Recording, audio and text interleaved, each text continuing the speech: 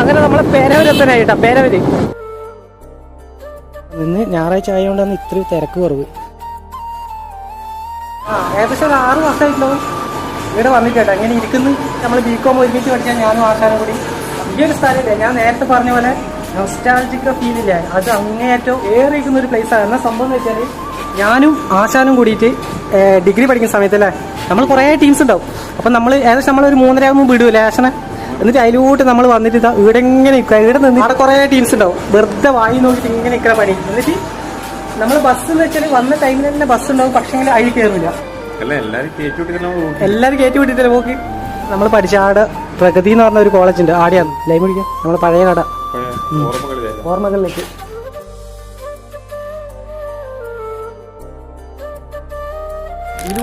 ഇതിലൂട്ട് വന്നിട്ട് ഇതാ ഇവിടെ നിരന്നെങ്ങനെ ഇരുന്നിട്ട് അങ്ങനെയുള്ള വ്യൂ കാണും കേട്ടോ.